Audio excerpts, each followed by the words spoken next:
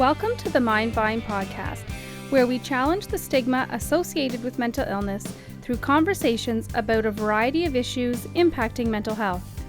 Here we bring you news, views, and interviews that intrigue, educate, and celebrate recovery. Leading us on this journey are the hosts of the Mind Vine podcast, Darryl Mathers and Chris Bovie. Welcome to the Mind Vine podcast. My name is Darryl Mathers. I'm with Chris Bovie. Darryl, how are you? I'm well, thank you. Good. We are socially distant, just so everybody knows, and we're being safe. We are on location at Ontario Shores. We are among the few that, well, I guess not among the few, we're slowly bringing people back to the hospital, at least those of us who can work from home, and we're here today. So it's nice to be, even though it's a new stage and or whatever we're doing here, it's undisclosed nice to location. Yes, we're filming from. It does feel undisclosed, but it's nice to be back here doing something a little bit more normal. It is. It'll be nice when we get our guests in person more, but yes. This feels a little better. Yeah, one of the nice things about the pandemic, although there's very few, but just from the podcast perspective, is that we have been able to connect with people just using technology. Yes. We had, I think early on, we had Kelsey McEwen from Your Morning, Kelly Rudy from Hockey Night in Canada. We had Rick Vive. And today we have another NHL kind of alumnus in Brantt Myhres, who has a book out who talks about addiction and mental health, or addiction in his career. And obviously there's a component to mental health, as we know, to addiction issues. It's been interesting to see some of these celebrities come and share their stories and kind of, especially in Brantt's case, kind of bare all. Well, and I think maybe it's COVID that you have all this time to finish your books that you've been thinking about. Yeah. So all these books are coming out. But I liked his book because I felt, and it felt that he was really shared more of the individual. It was less about the game. It was more about the challenges he faced. So it really resonated. A lot of the stories resonated a bit more. So it was a really good read. His book actually made me uncomfortable at times, and he hints at that, like just how honest he was and reckless, I guess is a word to use, like when he was in the throes of his addiction. Just his stories are unbelievable, and we'll talk about it. But people that were in his life who helped him in his addiction, maybe unknowingly, just by letting him get away with certain things and not holding him accountable. But I mean, that could be true in a lot of addiction stories. Well, and I think, money, sports is big money and they're investments. So, you often see, little tweaks and things allow people to get away with things, and because you need them, they're an investment and you need them to play or a sport or whatever it is. And so, it is a challenge. Probably opportunities that wouldn't be afforded to other people in social circles that maybe you see the problem drag on, where it doesn't get caught early. It's kind of you allow that behavior to continue as long as it doesn't impact on the ice or on the field, or and I think that's what you saw there. But the same token, they did step up to provide support for him in his journey to help him get him on the right track. Yeah, one of the things too, reading this book, is if you had parents who loved you and were in your life, you're privileged, because he's a reminder that not everybody has the same head start in life or have the same opportunities.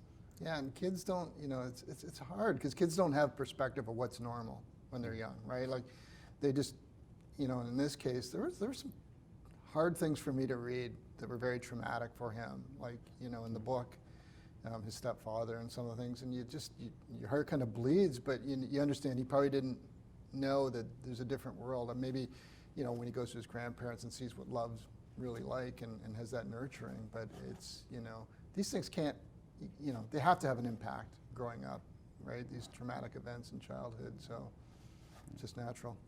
So pleased to welcome our next guest to the Mind Vine podcast. It's funny when you call a hockey player an author, but that's what our next guest is. Brantt Myhres is the author of the book Painkiller, a memoir of big league addiction. I'm just holding it up here. It's available at Indigo, Amazon, and anywhere you buy books. If you don't recognize Brantt for his works of literature. You might recognize him from wearing an NHL jersey for parts of 7 seasons. He played with Tampa Bay mostly, Philadelphia, San Jose, Nashville, I think Washington and Boston as well, if I'm missing anywhere. But anyways, pleased to welcome Brantt Myhres to the podcast. Welcome, Brantt. Welcome. Thank you, gentlemen. Appreciate it. So obviously I mentioned off the top that you have a book out. It talks about your struggle with addiction through most of your childhood into your professional career. And I noticed right away, because we've had athletes on before and other people with notoriety, and usually when a celebrity writes a book, there's usually a journalist they trust, whose name's also attached to it, a ghostwriter. With yours, you did this all on your own. So can you take us through the decision, 1, to write the book, and 2, to do it all by yourself? Yeah, well, I didn't even know that, when you're talking about a book, I didn't know that you could have somebody help you. I didn't understand. I think I heard of a ghostwriter, I don't know, 3 weeks ago. So for me, it wasn't, I just wrote. It started back in 2008 when I was in my 5th rehab, and it actually turned out to be a proposal for the NHL. And then I believe in 2012, I just sort of started writing again, off and on, here and there. I had maybe half of it done, maybe a little more. And then when I got hired by the Los Angeles Kings in 2015, I stopped with the process. I just said, well, I'm not sure I want this book coming out when I'm employed by a NHL team. And then when the job came to an end in LA in 2018, I talked with Penguin Canada, and they asked if I'd like to finish it. And I said, sure.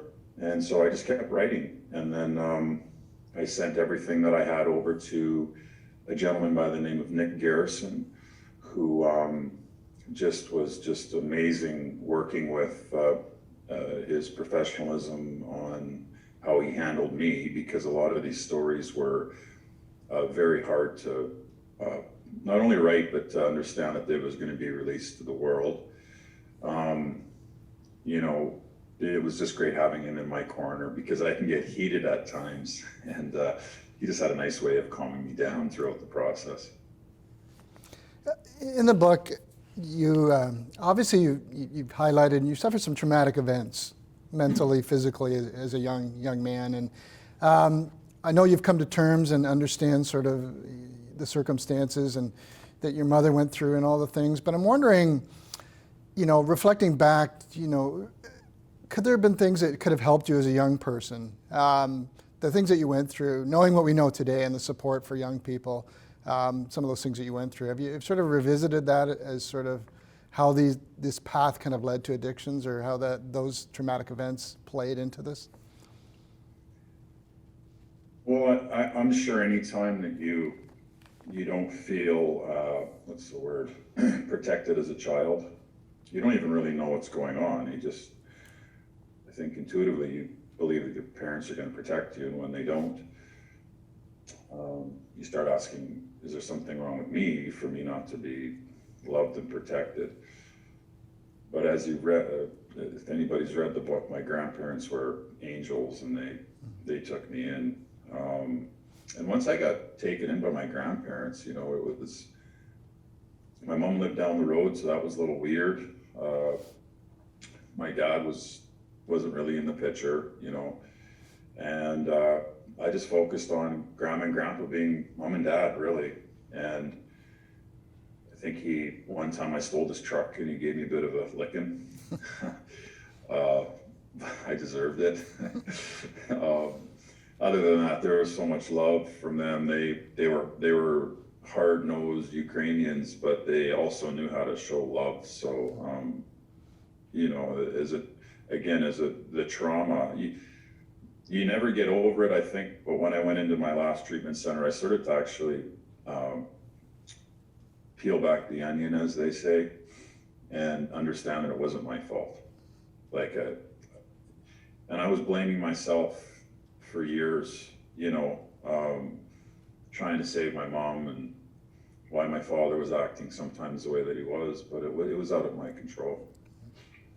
When you were growing up, you mentioned in the book, but you mean it's nothing out of the ordinary for a Canadian kid. You loved hockey, right? You talked about, frozen feet and playing every chance you get, and it being, your passion. Can you imagine what your life would have been like if you didn't have hockey or something like that to keep you going? Yeah, there was the little dirt bike that I had, which I think I don't know if there wasn't snow. I mean, I was on this little thing, and I was just gone by myself. I'd ride out in the fields and stuff, and try and come home as late as I could, because back home it just wasn't that good. And then hockey was another outlet, but I was doing two things that I loved to do. It wasn't like I was forced to go put my skates on. The minute that I was playing hockey, I just fell in love with the game. And my grandpa was good because he owned a store and he was able to take me to all my practices and stuff. So those two things, the dirt bike and hockey, definitely helped me as a child. I was going to say, it was interesting when you look at your career. Obviously, hockey was a passion, and it gave you, a place to escape and feel good and do well. But as you read through the book, it was also a bit of an enabler. So, when you read about the times that you encountered police that kind of let you go, and your status as an NHL player may have been a bit of an enabler that continued the road to addiction. Have you ever stopped to think about what those interactions or what my life would have been like if that police officer I wasn't an NHL player, I was just I was working just a regular job, and where my path, with the addictions would have led me without hockey? Interesting that you asked that question today. I had a call from, my caller ID was from Los Angeles, and it was one of the head of security from the National Hockey League. And I thought, why is he calling me? He just called to say he was listening to my audiobook, and he said that, he goes, wow, I listened to the part about the Mexican on the Harley and how you got pulled over with no helmet, blood on your clothes, drunk out of your mind with no motorcycle license, and they let you go. He said, that is just incredible to think that nobody took you downtown. And, throughout my life, I mean, I can't count the times that I got behind the wheel and I shouldn't have been driving. And other than that one time on the motorcycle, I've never been pulled over. So, yeah, I don't know if you want to call it angels, I don't know what you want to call it, but I guess all those things that you talk about enabled me to write the book. I think the scariest part of that story on the motorcycle is that Bob Probert rented you that motorcycle and you pretty much destroyed it. Yeah, it was funny because I remember I go, Proby, I don't have a motorcycle license. I love to ride, but he goes, don't worry about it. So there I am on the back of his Harley, and I'm hanging on to him. There's these two big guys going down the road to the Harley dealership, and I just remember pulling up after the crash the day, and the handlebars were bent and the tank was bent, and he walks out, and just the look on his face was just like, what happened last night? Yeah, man, you don't really want to know. I'll pay you back. I believe the damage was, I think, around $4,000 or something like that to fix the motorcycle, which I paid. It wasn't a big deal. Just to, on Chris's point, to go back to, not so much enablers, but there's a couple times in the book where you talk about teammates who knew something was going on. I think about the story you tell with Paul Coffey, seeing what kind of shape you were in going as you arrived for practice, and kind of giving you some tips on how to quickly get on the ice and get off. And there's a story about Luke Richardson helping you out with the police one time. And I know those guys are just trying to help you. They're looking out for you, especially back then. You guys are, you're playing in the NHL. You guys are brothers. They're not going to take you to the police station. They're going to look after you. But is there a gap there, or is that part of what you were trying to do at the Kings, is like give these people in your life maybe some tools so they could have had a different conversation with you or helped you in a different way, or how should those kind of relationships evolve now in today's world? Yeah. Well, I think I know one thing I do know is that if there was a guy like Bob Probert around when I was playing, when I was young, somebody that played the game that I respected, excuse me, and that had sobriety under his belt, I would have used them. I don't know how much I would have.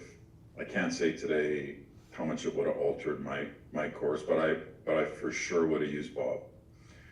I would have confided in Bob, because at the time I couldn't tell anybody. I couldn't, anybody that had an influence on signing my checks, I wasn't going to mention that I had an issue to. So if there was a third party, like the role that I had in Los Angeles, where a guy was actually on the road and stuff, like, for sure would have helped. I don't know how much, but it would have helped. The Harley Story was interesting. We don't want to give too much away of the book because we want people to buy it. But one thing that I pictured this. You wrote about how you were writing your reinstatement letter to Gary Bettman while drinking a case of beer, telling him how, like, I just mentally thought of this time, like you sitting down penning this letter, and I just wonder, from your frame of mind, did you think I got this under control, I can beat the system, or what's going through your mind as you're writing this letter? Well, as the readers will have read up to that point, that for most of my career I was getting away with it, for the most part. Like, so why wouldn't I get away with it again? Like, what kind of a guy goes to write a reinstatement letter to Gary Bettman and, the night before? That's probably the most important meeting of my life. I decided to pull a Denzel Washington in the movie Flight, where he opens up the minibar. It's, because he had a court date the next day, right? Yeah. And it was sort of similar. It was like the insanity that I thought I could do cocaine till 8:30 in the morning and go knock on the doctor's door. I mean, it just goes to show you the power actually of the disease. In your journey, you cover lots of things in the book. I'm watching your kind of media tour as you go through this, and you reveal different parts. Your relationship with fighting. It's really a double-edged sword, because you started doing it when you were so young. Like, I think you were talking about your daughter recently turning 13, and how at 15 you were in your first fight with a backup goalie, and that was kind of the beginning of your journey into the role of the enforcer. And everything you've been through, there was one quote in the book that really stuck with me, is that you hated the job, but you loved being in the NHL, and you had to learn to deal with that. What's your relationship with the role that you had now, and how do you make sense of your contribution to the game and what it did to your life? Yeah, I think when I got the note from the doctor, or the talk that I should never fight again, it was just an exhilarating feeling. I don't know if the average person, pretty sure you can't understand what it's like to square off with your fists with another man in front of a lot of people and on television. It's but again, I started doing it so young, like it just felt normal. I guess at some point it felt, oh, this is just what I'm gonna do. But looking back, I've been out of the game since, I guess, 2005, really. And I love waking up knowing that I don't have to put Vaseline on my face tonight at 7 o'clock. I mean, it took, and again, listen, I made the decision to be a fighter. That has nothing to do with the National Hockey League. I played in the NHL. It was, as my father told me, better than anything I could have ever imagined. And it's true. There were some moments that were just like, looking around the arena and seeing the crowd and playing against Gretzky and Lemieux and Messier. I mean, those moments were just outstanding. But the problem is that I wasn't necessarily playing hockey anymore. I used to play hockey in midget, but I wasn't playing the game of hockey that much anymore. So further to that, I want to, get into sort of the Sopranos look of an enforcer and get a sense of inside. And I'm just curious, the emotional and mental state of somebody that fights in the NHL. Like, are you able to keep it between, the lines, as they say, to go out and it's a job? Or do you take that back to the hotel room? Are you thinking about it during the night? And because, fighting is an emotional state, right? Or are you able to take the emotion out of that and just see it as a job? Or did it play a toll mentally every night, revisiting what I did, and living it? Well, I think if anybody looks at the National Hockey League schedule, you'll understand that you don't shut that off. That's a constant struggle from training camp. So September 15th until basically, I would believe, the end of the year. And then when you had your summers off, that was a time to really unwind and not think about it. But then once the middle of August came, you go, oh shit, I got another month to go until I'm back at it again. And then you start getting the anxiety, and then it just goes for another 7 months. As you talk about your recovery, you mentioned the birth of your daughter, which I know there's a story there about kind of a pivotal moment a couple days before she was born, but she's central to your recovery, is she not? Does she keep you grounded? Does she help with, obviously there's lots of work to do, but like, what kind of role does she play in your ability to maintain your health? Yeah, I take pride in the fact that I got sober before she was born. She's never had to see me in a blackout or miss a gymnastics meet or just be an irresponsible person. And that's what happens when you're so woven into your addiction. As you can see from all the lying that I did when I was lying. I don't lie to her, I tell her the truth. But ultimately, you know what, guys, this is, I think, between me and God, my sobriety. No human on the planet can stop me from relapsing, and that includes my daughter. I think the spiritual connection that I have with what I believe to call God is what's kept me sober. So I don't really take credit for it. But as a parent, like you said, you have an honest dialogue you've shared. How did you decide, kind of like, how do I talk to my daughter about what I went through? This is prior to her being born, and what do I share? And were you sort of conflicted about how to present that, or when to present that, or when to have those conversations? Yeah, I told her prior to the book being released that there are, maybe you can read the first 15 pages and then skip to when I saw you for the first time.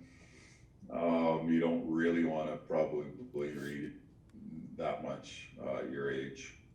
And and she's just a kid. She's a teenager. I think she looked at the cover and all she said was, "Oh, that's a cool cover." She's like, "Is my picture in there?" I'm like, "Yeah, your picture's in there, honey." So I don't think she realizes what her father did. Maybe one day when she gets older, she'll pick it up. Right. Tell us a bit of what you're doing now. You touched on the Kings role. I know that's come to an end.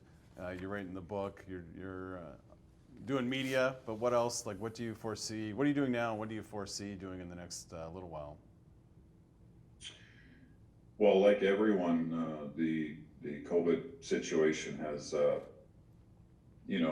guess hampered the book tour and that kind of stuff. For me, financially, I've done good, and my hope for this story is that I can continue to share, just that there can be a happy, I wouldn't want to say ending because I'm not dead yet, but there could be a positive outcome no matter how far you've gone down the rabbit hole.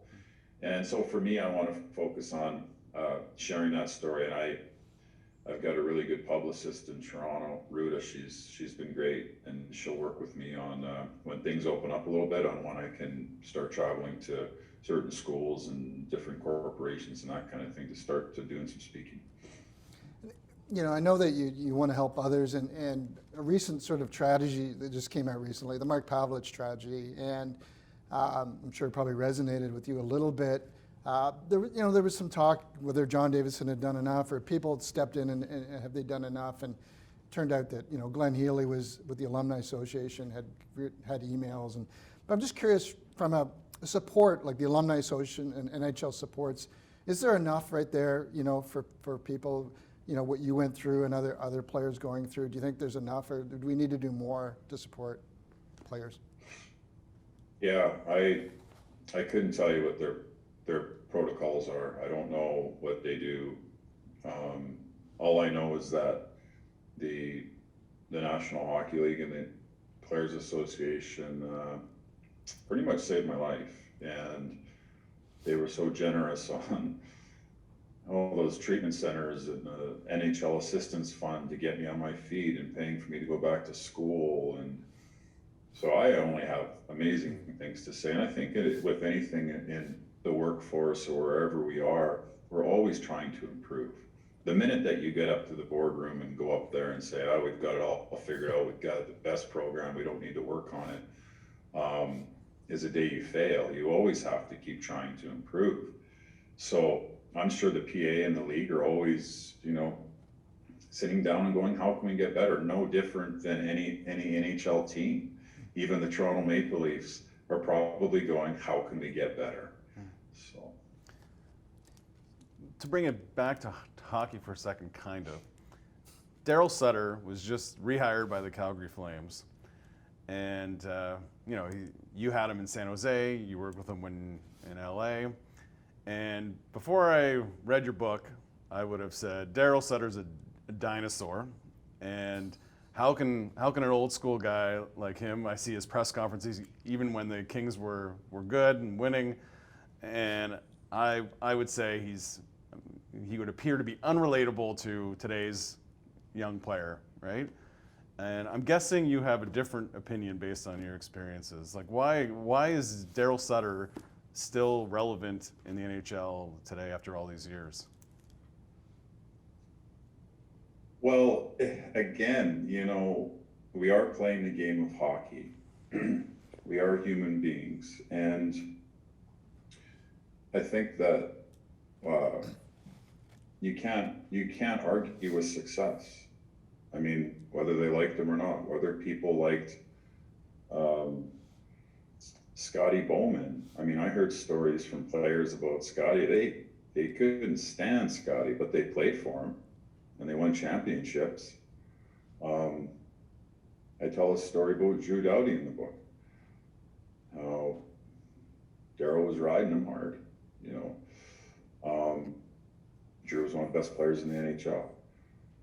So for me, I wouldn't have done good with everything's all rosy and pats on the back all the time and high fives. I wouldn't. I needed a guy that had structure, that I respected, and then if you didn't give Darryl like 101%, you weren't going to play. And I think in Calgary that for me, when I saw him got hired, that's obviously not a surprise. I think that he's going to be amazing in Calgary. And as I just mentioned, we all have to keep adapting. Yes, the players are different, but hockey's hockey, and he's a smart man. He'll figure it out. Now, you mentioned you heard from the head of security, but have you had a lot of feedback from some of your peers on the book already? And you know, there's probably always that anxious moment of what are people going to say, but I'm just curious what you've been hearing. Oh, it was an anxious moment. It got released on the 16th of February, and I was sort of just sitting there, you know, waiting for the dings on the phone to come. And they did. And the last 3 weeks has been pretty much overwhelming as far as the response goes from people that I know, people that I don't know, players. Just probably the common theme is thank you for your honesty. And I didn't even realize what that meant. I was just writing from the heart, you know, like, but I guess they were appreciative of the honesty of my stories. Well, that's a good segue, because we appreciate the honesty of your story today, and for your book, I'm going to hold it up one more time. We'll have a link as well when we publish the podcast. So thank you for being so honest. I think, as we mentioned off the top, you know, athlete books are kind of different sometimes, but this isn't a book about a hockey player, it's a book about a person. And I think what makes it work is how honest you are. So thank you for joining us today, and good luck with everything. Thank you, guys. Together begins and ends with hope.